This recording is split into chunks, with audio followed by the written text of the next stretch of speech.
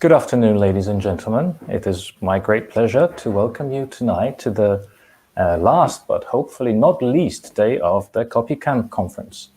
My name is Marcin Olender, and I will be the moderator of today's brilliant session. This conference started 9 years ago, and I have been, in one way or another, beginning with just a simple participant, involved since the very beginning. And I'm very happy that we managed to once again hold it this year, in the pandemic year. Unfortunately, we cannot be all together in one place as we always have been, but hopefully the next edition will be back to normal, and we can have the proper copycamp experience that we've been having and we value so much for the past 9 years. Copycamp, as you surely know, is organized by my friends at the Modern Poland Foundation, a non-profit organization from Warsaw in Poland, who are the operators of the most popular open digital library in Poland of public domain books, called Wolne Lektury, so free books, which is where their interest in copyright comes from. So this conference has always been a different kind of conference. Of course, the main topic here is copyright, but it hasn't been a classical copyright conference, a legal conference. It's more about the practical aspects of copyright law, how it interacts with us, how it influences our daily lives. And I think this is really what sets it apart and makes it unique, at least in Poland. My company, where I work, my day job is at Google, and we've been proudly supporting this conference since the very beginning. And I'm very happy that my friends at the Modern Poland Foundation let me host this session today, as I'm very passionate about games, and the topic of gaming myself is very close to my heart. So thank you very much, Jarek and the rest of the team. The way this is going to play out is, first, we have two speakers with us today. They will deliver their presentation, both during the presentations and afterwards. All you viewers may pose questions to the speakers, which will be then answered in the Q&A session that will follow the presentation. You can do this both on the YouTube stream and on the copycamp.pl website if you prefer this channel. So today we are talking about games. The title of today's session is Game of Money, Copyright in the Gaming Industry. And we have today with us Marta Musidłowska and Luca Guidobaldi. As if I may just say a few words of introduction, it has always been, for me, quite difficult to understand how games, the gaming industry, and problems related to it have not, until now, have taken the place they deserve, I believe, in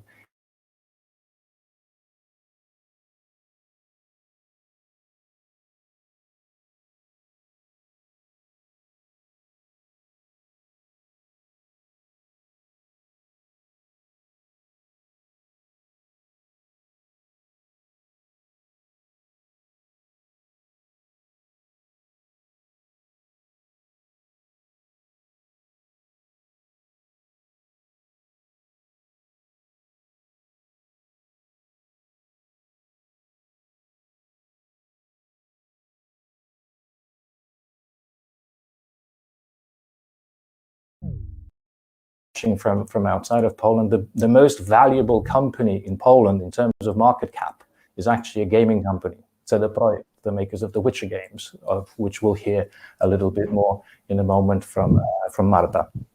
And unfortunately, my friends from the legal department of CD Projekt are busy preparing for the next big launch, which is coming up very soon. So shout out to the makers of Cyberpunk 2077, fingers crossed.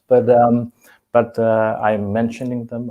They told me I could actually mention them here publicly as an example of how interesting copyright in gaming is, or the copyright aspects of games and related issues, is that they have actually included, CD Projekt in Cyberpunk 27, they've included a special mode, a copyright safe mode for streaming on platforms like YouTube, where it automatically cuts out all the songs that might be flagged by third parties and result in a takedown of the video. So they already kind of looking forward to people streaming it on Twitch or YouTube have included a special mode to accommodate this. So a very interesting example of how they actually adopt the game to make it more simple to use for people and avoid this very unpleasant occurrence of a takedown of your Let's Play video. Okay, so enough from me, and without further ado, let's go to our speakers. First of all, let me introduce Marta Musidłowska, who's a 50-year law student here at Warsaw University. Her main interests are naturally focused around intellectual property in the creative industries in particular.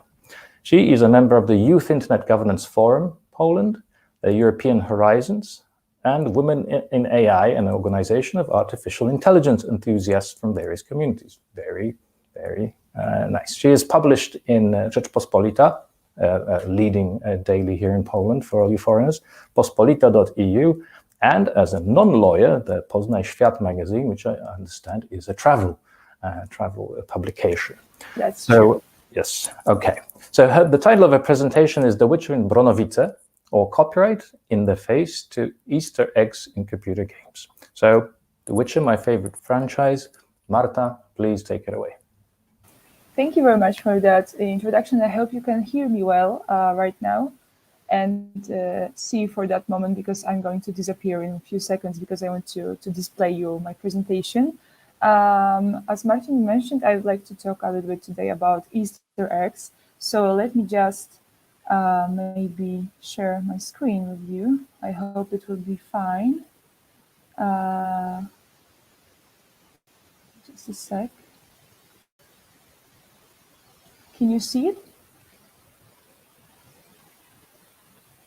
Can you see my presentation? Sorry. Anyone?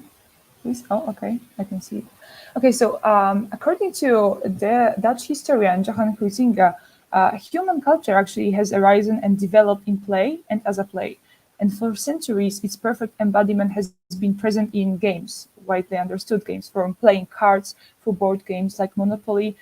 Games have always been treated with a grain of salt. But recently, however, thanks to new possibilities driven by technological development, the games have conveyed human creativity to a new dimension, being a pure mixture of both entertainment and artistic elements. Further improvements to computer programs have allowed game developers to create virtual reality operating on its own particular rules. And in addition to these rules, and somewhat outside of the game, we can find recently popular Easter eggs, hidden content referring to elements taken from literature, film, music, or other computer games, which is very common actually. It's being used to break the so-called fourth wall between the creators and the player. And these elements, although they don't fit the plot, enrich the game with the element of surprise. Due to increasingly frequent practice of putting Easter eggs in computer games, which actually started in the 70s, I would say, it is necessary to analyze this phenomenon from the perspective of intellectual property law. Within the next 15 minutes, I will try to provide you a brief review of the possible solutions to the problem of the Easter egg occurrence in video games concerning, for example, application of various forms of copyright. So to start with more specific problems, and before talking about Easter eggs, it is important to define the legal character of the computer game itself. Actually, in Polish law, we don't have a legal definition of it, but we can say that it opens up a range of possibilities, but also sometimes causes problems like how to actually, what is the legal status of individual game elements. We can say that, for example, considering only their purpose, they could be characterized as a specific subgroup of audiovisual works because, as you know, the game consists of moving elements with some music added in the background sometimes, and are recorded or some medium like CD or anything. And basically they are used for the broadly understood reception. And although it is not a constitutive element, they also are based on script, which is one of the main plot factors. But Polish doctrine actually is not really convinced to put computer games into one box with movies, video clips, and so on, because of their interactive feature.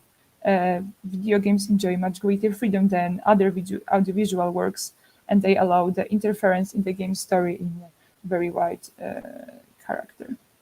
Also, the presence, we have to consider that the presence of a computer program is undoubtedly this part of the game that cannot be forgotten, because it is the code that ensures the coexistence of all the elements that game is made of.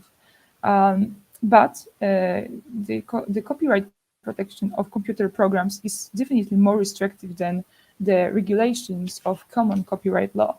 The provisions of the Polish Copyright Act exclude entirely the possibility of fair use of a personal, private nature, and allows only some forms of fair public use. So it's definitely not as wide as, for example, when it comes to audiovisuals.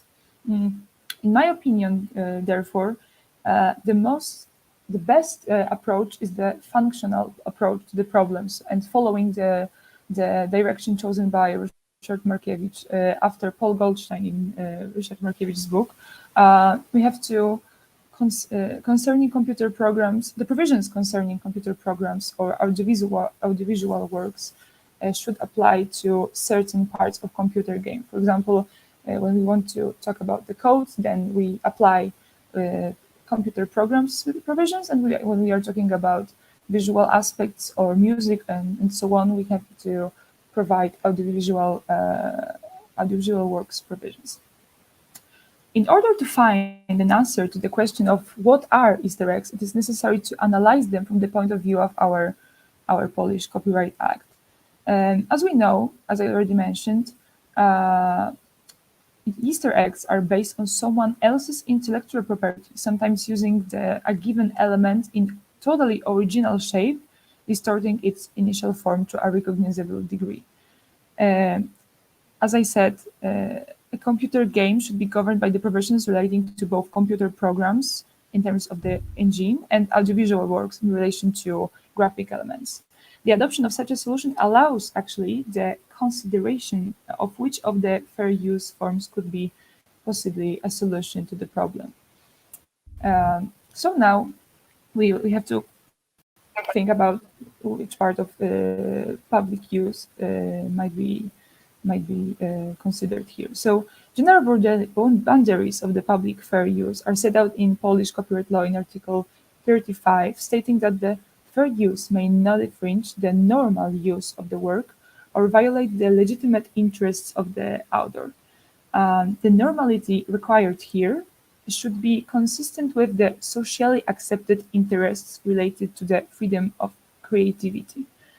There is a problem with the possible relativization of this assessment, because the balance of interests can be understood differently when quoting works within a scientific text, for example, than when it comes to quoting within various forms of artistic expression. The assessment should be therefore carried from the point of view of a person who knows the specific rules of certain environment. One requirement that should be met for all types of fair use is the proper mention of the author, or if he remains unknown, there should be just simply the source of the used content put it.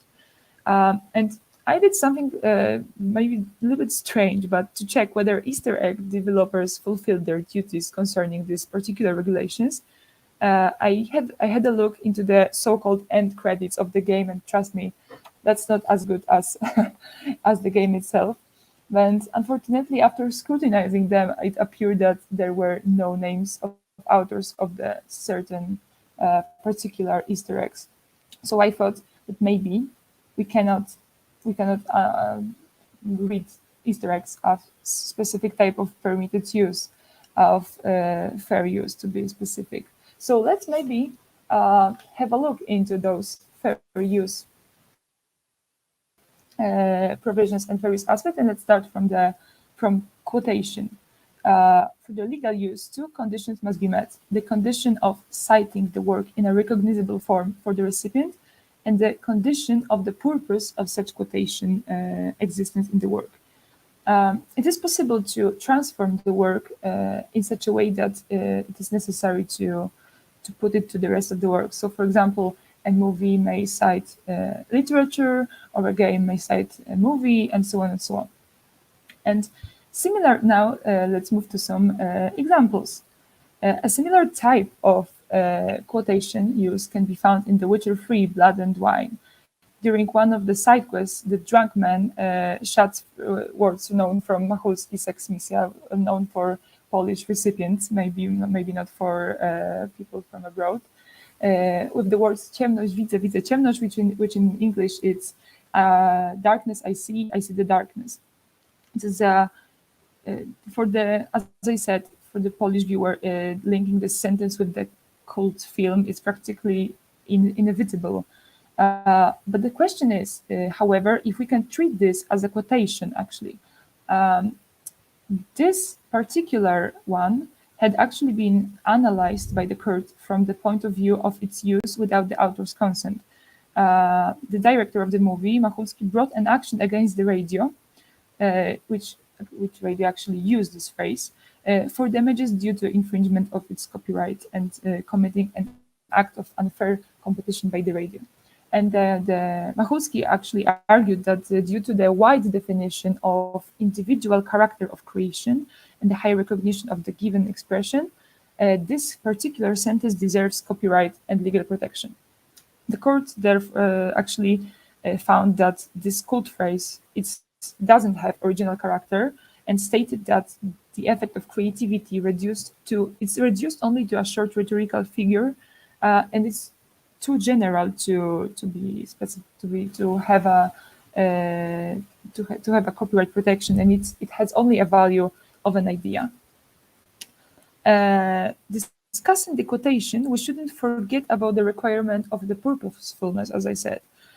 Depending on the nature of the work, the quote should serve to argue with the work or enrich that somehow, or, which is slightly different than other things like this, its use should be explained by the laws of the specific genre. That might be understood as a reference to the customs prevailing within a given field or industry. As I said, as we know, the gaming community appears to be a part of the entertainment industry, so the rules within it are a little bit different and might allow wider use than within other more serious sectors, like scientific sectors, for example. We could conclude then that quotation used in video games may not provide any type of argumentation, but they might serve as elements enriching the plots in an amusing way, like in this example. Here we can see the quote from the song by Four Non-Blondes, "What's up?" And I say, "Hey, hey, hey, what's going on?" So this is also a quotation, and this actually adds nothing to the work. This isn't any type of argument. It just has to make the player smile and maybe refresh his consciousness a little bit.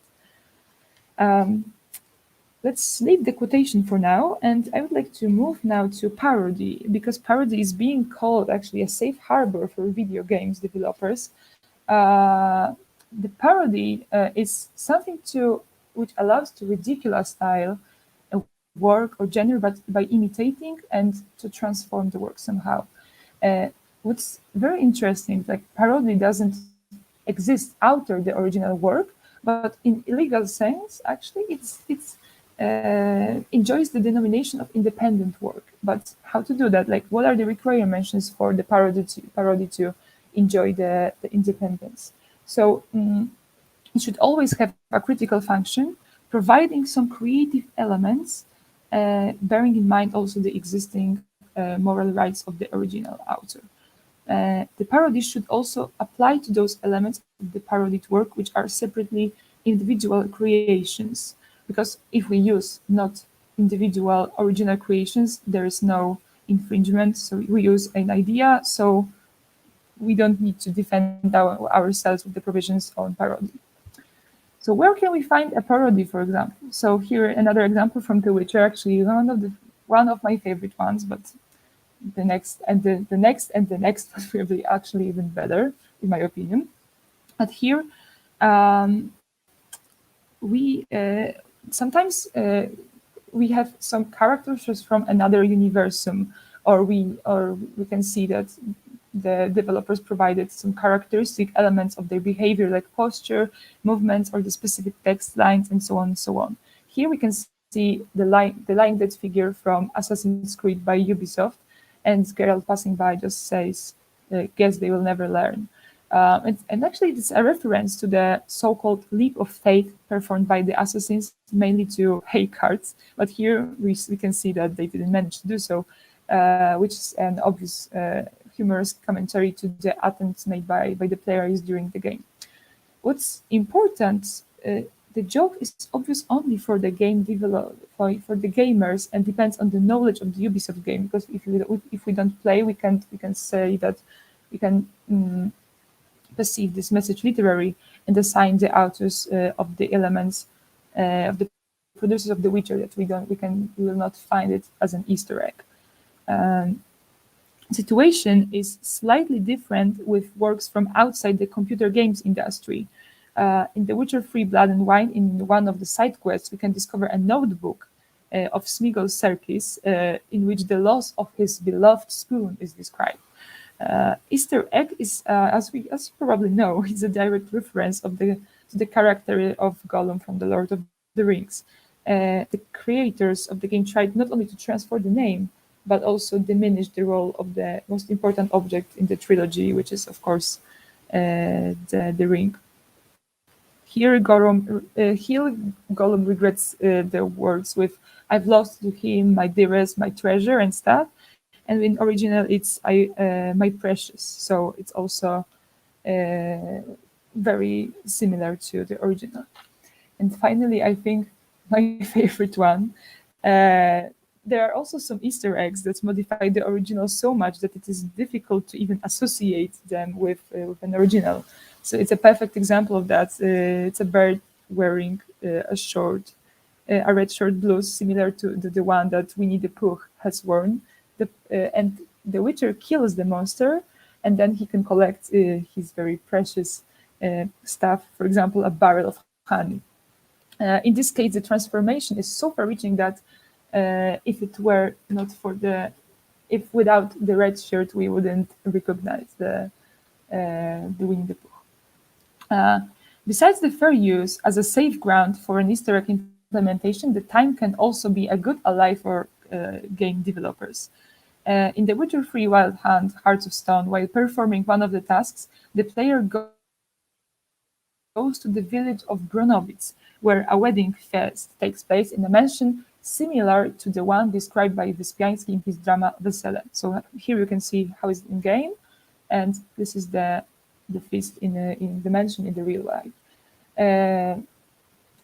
According to Article 36 of Polish Copyright Act, copyrights expire 70 years after the author's death. So the consequence of this is that third parties can use his work, so the developers could actually use it, if, of course, they respect the personal copyrights to the work, which includes the right of authorship to the work, the inviolability of the content and form of the work, and its fair use. In my opinion, developers have met the latter requirement because by placing such peculiar and direct Easter eggs in the game, they wanted to pay tribute to Polish culture and its literature output, from which actually, of course, Geralt of Rivia comes, for those who read the books and played the games. All things considered, there remains one last question to be asked: whether maybe Easter eggs are based only on the use of an idea. According to Polish copyright law, the idea itself doesn't enjoy the protection, but only by the way it is expressed. Thus, it is quite convenient to try to defend yourself using only an idea. As far as I'm concerned, American law proposes a slightly different look at the aspect of protecting the idea. The regulations distinguish the expression of an idea that deserves protection due to original character and expression that does not deserve such protection because it simply could not have been expressed in a different way than it was. And as the last example, this distinction has been used by creators of Fallout New Vegas by placing the unprotected idea from George Lucas' Indiana Jones movie. I think everyone remembers this moment when Indy hides in a refrigerator to survive the explosion of an atomic bomb. So the creators of the game tried to transform this idea into an Easter egg, but in a more catastrophic way, let's say. In the refrigerator, which you can come across during the game, there is a skeleton with a characteristic fedora hat placed on the skull, the same that Indiana has had in George Lucas movies. The appearance of Easter eggs in computer games is a problem so new that so far it hasn't received a definite answer. It is also very possible that the answer will never appear. They constitute a kind of a test of the player's knowledge of a given culture. Not everyone can find them due to their high level of transformation and blending into the game plot. This makes the gameplay even more exciting and hence more and more popular, not only among the gaming community, but also among people interested in all other cultural forms. So, although the Easter egg introduces a bit of chaos to copyright law, in fact, in my opinion, it places computer games creators' work among other forms of artistic expression. Thank you very much for your attention. Brilliant. Thank you very much. Thank you very much, Marta. That was super interesting. I must confess, I'm a gamer and I played through the Witcher games, but I did not find all these Easter eggs, and now I must play through them again, I think, just to find them all. Brilliant. Okay, so questions, remember, please pose your questions either on the YouTube stream or on the copycamp.pl website. And now we go to our second speaker, Luca Guidobaldi. Luca is a qualified lawyer in Italy, works as a managing associate at NCTM Studio Legale in Rome. Luca's career has always been highly focused on intellectual property law, a field in which Luca also earned an LLM in the US in 2011. And he has a solid expertise besides copyright, designs and trademarks, also in the fashion, media, entertainment and art law practice. Luca is listed as a rising star in managing IP's Rising Stars latest listings for Italy. So Luca, your title of your presentation is Platform Wars, Who Will Win the Battle Royale? I'm very bad at Battle Royale games. I get humiliated by 12-year-olds. So I'm a little bit worried about your presentation, but let's see, who will win the Battle Royale?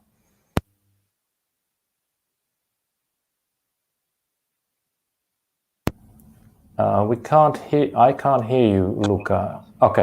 Hi, everybody. That's good. Hi. First of all, thank you all, and thank to copycamp, to the friends of copycamp, and to the moderator that we have today. Thank you for the presentation and for the time. Unfortunately, I was experiencing before connecting to the stream some technical issues with my screen sharing feature. I will now try to share my presentation once again, hoping that it works. If it will not work, I will go without, but let me try. And so just a second. I'm going to share.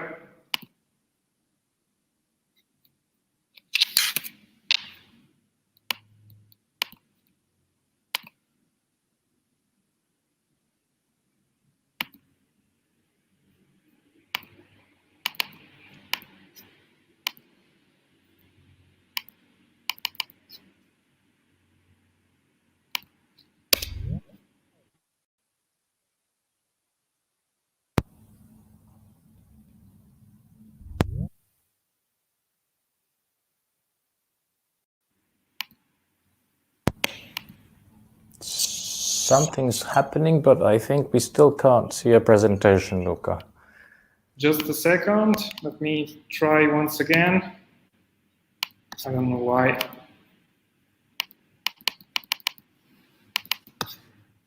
Okay, I'm afraid it's not working, so I will go I will go by myself. So Thank you. sorry for this, and I will try to not to make this thing too much boring for you. So okay, the issue of my presentation today is what we are living in the digital world with platforms. When I talk about platforms, is the tool that we all use to make a lot of things on the internet, even when we are working on our personal computer, or when we are connecting via our smartphones and mobile phones. Platform is, for example, YouTube is an excellent video sharing platform. A platform is also the social media network that we prefer to use, such as Facebook or Instagram. But we also can talk about platforms when we deal with the most complex video game platforms that we can connect to, such as the very popular World of Warcraft platform, or for example the PlayStation gaming platform, and to end with Minecraft or Fortnite platforms. A platform is also an e-commerce platform, for example, like a website like Amazon or eBay. And a platform is also the environment that the main service providers over the internet now use to allow app and software developers to access marketplaces like the App Stores or the Google Store or Google Play platform, in order to make the programs, individually programmed programs, interoperable with these more common environments. So we are talking about platform, and we are talking about the platform wars, because until today, or at least until a few years ago, we perceived the platform as something like a peaceful place where we could, as users, we could go and access content quite freely and undisturbed, and obtain services, use products, upload content in quite an informal way. But nowadays, or at least since a few years, the value of holding a platform and accessing a platform has become more and more important and more crucial to really get the best advantage of the new internet environment. So this platform scenario is now full of battles and wars between the main providers and the main players on the market, because they have become increasingly important to secure consumer bases and to allow a number of economic transactions. The title of my presentation is Platform Wars, Who Will Win the Battle Royale? And of course the reference is quite clear to the Epic Games very popular Fortnite saga and video game title, which, as many of you surely already know, is at the very heart of a big dispute, which is very escalating especially in the United States at the moment. What we have to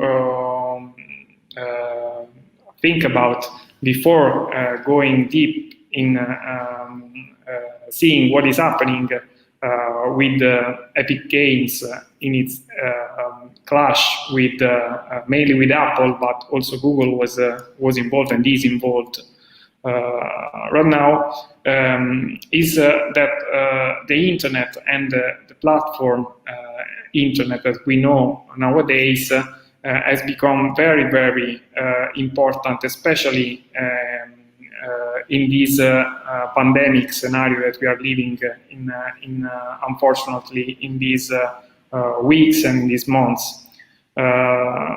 Platforms actually have become a place where that we used to go viral, to places where we just the only places where we can just go. So we just want to go virtual because we don't have any other place to go while we are isolated. And the platform intermediaries in this sense have become really the most crucial business and social players and aggregators in the world. They are the main aggregators of content, which can be generated by general users and by professional creators. Platforms have become the main places for the enjoyment of entertainment and a whole level of interactions. As I said, we use platforms as e-commerce outlets, as video game platforms, as a party place, as concert venues, as payment tools, and as agoras for free speech and the exchange of political discourse or freedom of expression exchanges. Once there was a very famous internet scientist, I would call it like this, or philosopher, Cory Doctorow, that lately used to define the platforms as the roach motels. So platforms are good in some instances, but may not be super good in some other instances, because platforms may have an effect of locking in both business players and users in one single environment and force the parties to follow certain rules. These rules can be beneficial for both parties in sometimes, but can also be negatively affecting one or more parties when they're not carefully crafted. The pandemic also showed a lot of examples of how the platforms have been growing over the last few years. I am going to list you a few examples which are really, really recent. All of these happened really in 2020. And so we have seen, for example, the famous Italian brand Gucci launching a new dedicated virtual fashion collection on the Sims 4, which has been developed by in collaboration with two developers working on the Sims video game environment. We also saw Travis Scott, the very famous hip-hop artist, having his first live concert session on a video game platform, which was Fortnite, just a few months ago. We have seen during the pandemic, we have the first wave. Actually, we had the chance to see all the London's National Theatre prima theater acts on YouTube. And we all know that, for example, also a platform like Twitch, which was mentioned earlier by our moderator, has actually doubled the yearly streams in 2020 with respect to the ones that it did in 2019. And this is also due to the fact that the live streaming sessions have gone really skyrocketing this year. Another thing that we have seen when we speak about platforms and specifically on video games, we are seeing that video games really began to matter because money matters, and video games have become a place where you can make money movements and transactions, and when where you can make money if you are a right holder. We are seeing each day and the other artists suing video game companies for using protected or seemingly protectable content in video games. We're starting from graffiti artists to tattoo artists, and we are seeing also celebrities suing video game companies for allegedly misusing or misappropriating likeness, publicity, images, and so on and so forth. We know that in the US there's been a very recent case brought by the NBA tattoo artist, the one who depicted the LeBron James body against Solid Oak, regard to copyright protection of tattoo in video game environment. And even more recently, we are seeing the famous Ibrahimovic soccer player threatening claims against EA Sports for the use of his likeness in the latest version of the FIFA soccer game. And we are living in a world where probably the next edition of the UEFA Champions League will be broadcasted through Amazon, so another platform. As you see, all the entertainment giants and all the things that matter in the entertainment world are all pointing to internet platforms and more specifically also video game platforms. So it is very important to address the issues which are rising with regard to video game platform. What else can we add? So platforms have increasingly come to aggregate a growing amount of power, especially the platforms that allow users to operate software on very common devices, such as mobile devices, such as smartphones, such as tablets, and so on and so forth, are actually becoming the gateways through which the users can access content and also generate content. This aspect, of course, we are talking about the Apple, we are talking about Google, we are talking about Amazon, and all these entities, for some reason or another, and I'm not going to make any kind of negative judgments on these entities, but they are commonly perceived and even more and more perceived as some kind of monopolistic enterprises, some entities that are perceived like filtering censors or net neutrality guarantors on one side or attackers on the other side. In any case, they have become growingly the arbiters for the accessible information and content because they administer places where the ongoing cultural, legal, and political discourse between creators, consumers, right holders, and service providers really happens today. And platforms so have now become the real battlefields of today's discourse. We can see a number of examples. I have already mentioned the Epic Games versus Apple versus Google Play saga, the free Fortnite saga, and we will go there in a moment. But we can also see other examples. We are all very familiar with the ByteDance versus the US administration dispute, which is ongoing, so the TikTok ban dispute.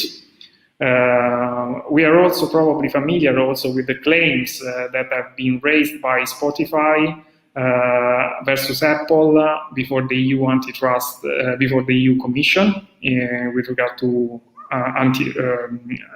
antitrust allegations. And we also had a very recent example of this in Italy, which is the jurisdiction I come from, so I'm of course more familiar with what is happening here. And because we have a very interesting case between Facebook and an Italian software house, and we also had a very recent investigation opened by the Italian antitrust agency against EA Sports. I would like to just say a few things about some of these disputes which are happening right now.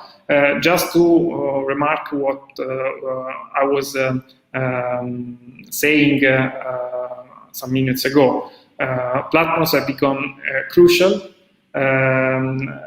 Platforms are nowadays the real places to be, and so they are the places where the battles in the market between the stakeholders happen.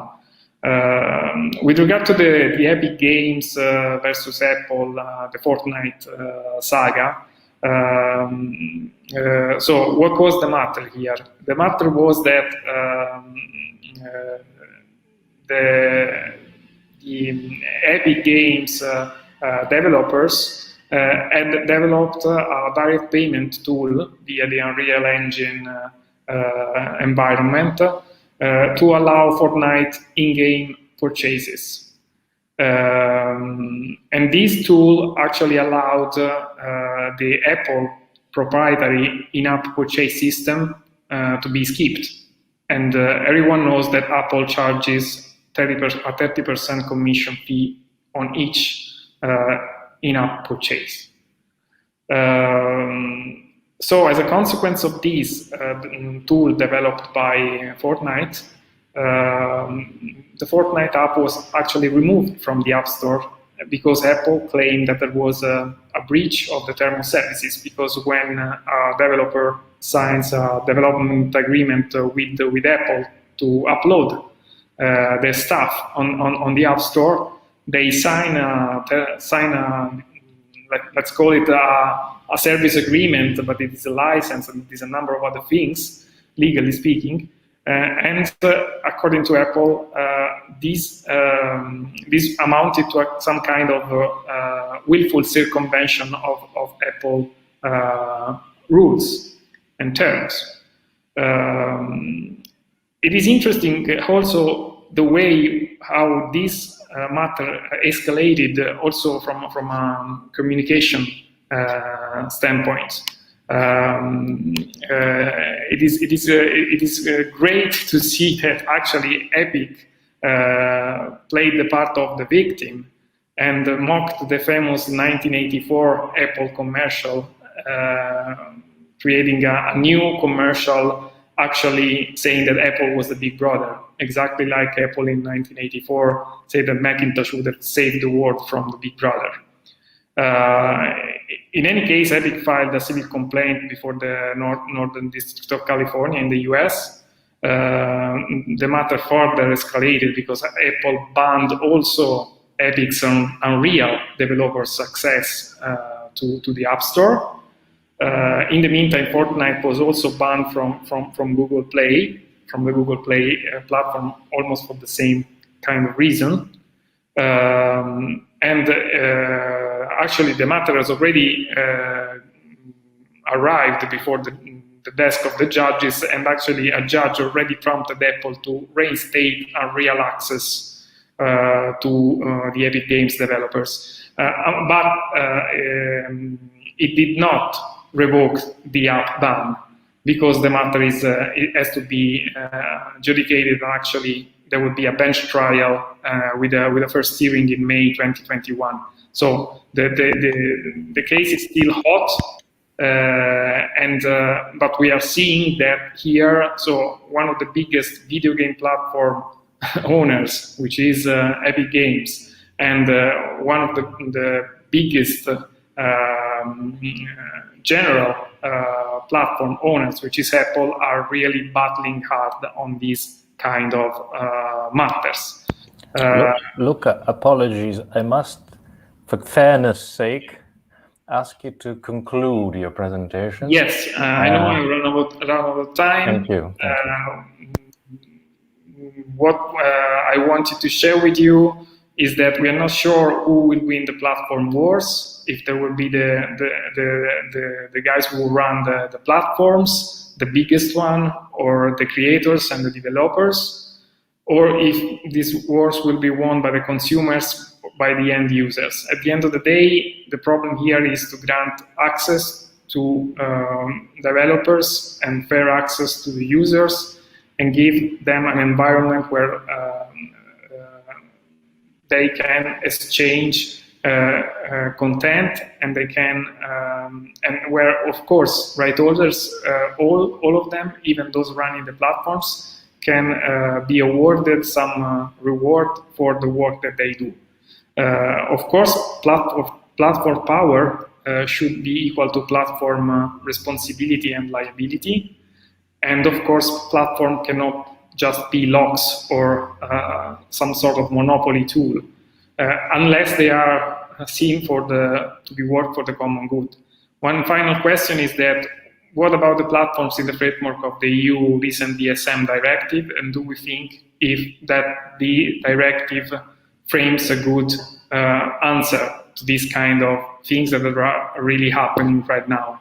So I know it is game over for me. I'm very sad that I didn't have the time and I didn't have the chance to share my presentation with you, but I can share it with you later. Probably I will ask the That would be great. Thank you. And thanks everybody, especially to the moderator and for the audience for the patience, and to Marta for the very, very interesting presentation. I would like to share a lot of thoughts with her about that. Thank you so much, Luca. Apologies for cutting you short, but we have rules. So as a platform operator today, I am enforcing my authority here. As we must proceed to the questions, one remark I will say, a sort of self-advertising here, that we actually had Cory Doctorow here at copycamp a few years ago. So thank you for mentioning him. Okay, so let's get to the questions. I have a question from the YouTube stream. This is for Marta. What is the legal status of elements placed in the game by the players? Oh, I really, it's the thing that actually recently, I'm really recently very interested about, because I think that the person who asked this question is asking for user-created content. This is how I understand it. So there are 3 types of user-created content. The first one is fan fiction, which is not like being put into the certain game. The second one, it's like when tools are being given by developers to the players. For example, Minecraft or The Sims or something like that. And the third one, it's when it's implemented without a permission. I mean, when the user-created content is implemented without the specific tools. Recently, there is a practice called, let me remind us, it's called End User License Agreement, EULA, which is a kind of agreement between players and the developers to somehow regulate the legal aspect, the legal character of this input which players try to create within the game. And within this end user license agreement, they are transferring, the players are transferring the ownership of those elements to the developers. So it's quite, the situation of this legal characters is quite obvious then, but it's more difficult if there is no EULA, I will call it that way, because then it's hard to assess who is the owner. But in my opinion, we have to look at all the gaming industry, and according to, I think that Tim Sweeney said that he was from I don't remember the company, but he's a game developer as well, Tim Sweeney, and he said something like that soon games will be like multi-created content. I mean, players will be often involved in a higher level. I mean, the developers will share their ability to create a game with the gamers. And we have to remember that this is a pop cultural environment, so it is slightly different than other sectors, as I mentioned during my presentation. And for example, this is interesting that CD Projekt during making their own game has followed some discussions in the internet among players to catch the best ideas and to put them into the game. So it's already going on. Very good, excellent. Thank you. This one's for Luca. If Epic will prevail in the court case, how would the outcome look like? Will it make setting an equal commission fee for all the participants in the platform be illegal, or will the platform have to be free? And how is Apple and other platform operators then supposed to make a profit on running the platform? What would the outcome, in your eyes, be of this dispute? Well, it is very hard to say right now. I mean, the dispute has actually just landed. I mean, last month before the desk of the judges. And of course, there are a lot of implications, and there are also a lot of different legal claims that have made, and there are also a bunch of counterclaims that were raised by Apple against Epic Games. Actually, the clash has been quite harsh. Apple has also said publicly that Epic Games is just making a very good advertising campaign out of this dispute, which may in part at least be also true. A very good campaign, at least so far. But at the end of the day, the implications can be huge. I mean, a judge could right now be requested to order Apple to reinstate the app and making it accessible once again on its platform. With regard to the commission, it of course it is not just the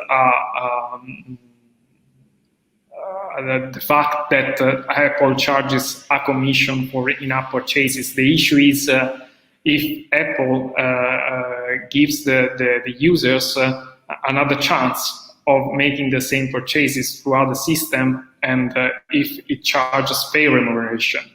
This leads actually to the issue that I had just lightly touched during my presentation. Apple is already under investigation also before the EU Commission, exactly because of this fair remuneration or fair commission charge. It is a separate matter, which the claims were raised by Spotify for the music streaming market and by an ebook company, but the concept is the same. Basically, we will have to see what the courts and the commission at the EU level will decide. In my own opinion, I think it all comes down to make everything more accessible and at a fairer price. So it all comes down to that. I believe that there will be some kind of compromise solution, and we will have to see what the market would say. Okay, thanks a lot. We have another question for Marta. This is from Julia. What is the difference between, this is a good one for your master's thesis, I think. What is the difference between a derivative work and an inspired piece? And how to define the boundary between these two, and how does it apply to Easter eggs? All right, so actually, unfortunately, I'm writing my master's thesis about something slightly different, but doctoral then, doctoral. Maybe, yeah, but it's I think when it comes to intellectual property law, it's the hardest question of all to find the boundary between them. And actually, I put this out of my presentation for purpose, because I was thinking about it while preparing my presentation, and when I was reading about Easter eggs and so on, and about that, and I was like, well, it might be Easter eggs might be an outcome of inspiration, because inspiration is like inspired piece. It's an individual piece. It might be solely disposed, but the derivative one, it's like an adaptation or translation or something like that. It is actually a subject of copyright without prejudice to the original, but it's slightly different. But in my opinion, it depends on how distinctive and creative a piece is. Because, for example, using ideas, names, like, you know, putting, for example, if there would be, and God bless that there will be another Witcher. Yes. It would be great. Like, for example, a mix that's in the Witcher, there would be some, like Harry Potter, and there will be a name of Harry Potter, right? Or I don't know, only a character with the characteristic, mark on his forehead. That would be a kind of an inspiration only. But it all depends on how far we go with the implementation of one's work. So it's just maybe a short answer, but it's super hard to distinguish that for now. Indeed, it is. If for you Polish speakers, there's a very good book by Professor Markiewicz that treats with a lot of these questions. Where does inspiration and copying begins? This is all very fascinating. Can I just maybe just a quick question from me, if just the final one?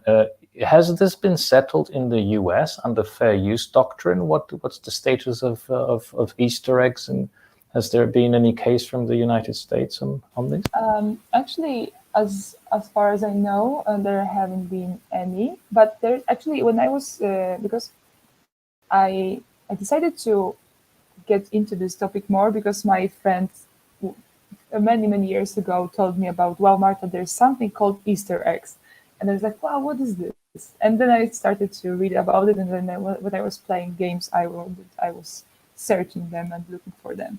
And I found out that there's that only within Polish law, Polish doctrine. I'm not a lawyer right now, but I hope that I will be in the future.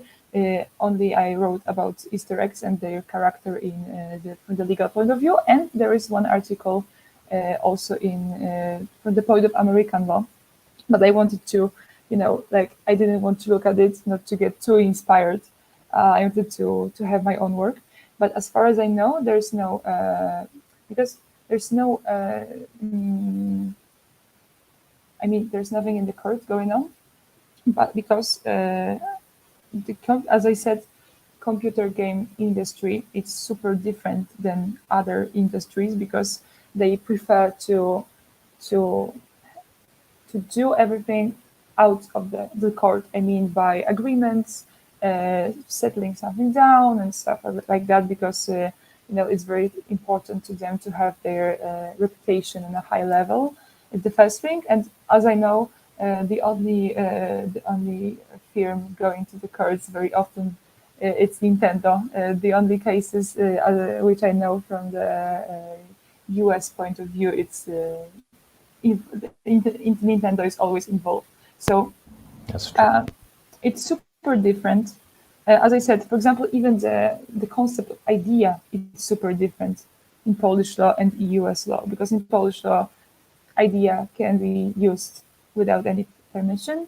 And in US law, it's like we have to distinguish the idea that doesn't have original character, and this can be used, and the idea that does have original character and that can be used. So as far as I know, there's no something.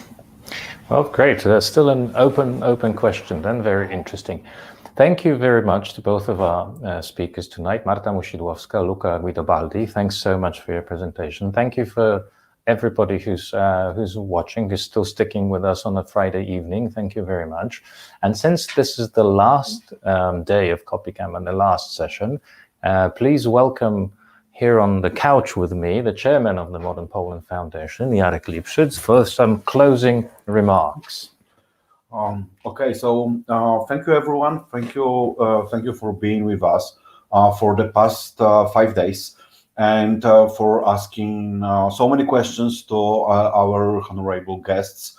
I hope you enjoyed the copycamp in this unusual pandemic format, and I hope we will see each other next year. Hopefully in actual conference venue, or maybe in the same format. We learned much, and we definitely know what we want to do differently, and we definitely liked some things. And please let us know in the comments what you liked about this year copycamp and what you disliked about this year copycamp. We are really eager to learn from this experience. I would like to thank our partner Google, who decided to support us this year, despite the unusual format. And I believe our partners had some difficult time listening to some speeches, but hey, that's the discussion, that's the debate. This is why we are doing this, and we hope we can continue discussing copyright and social impacts of the copyright in the future, because this is badly needed, especially during the pandemic. Thank you all, and well, that's it. This is the end. This is game over. Bye. Good night and good luck. Thank you. Goodbye.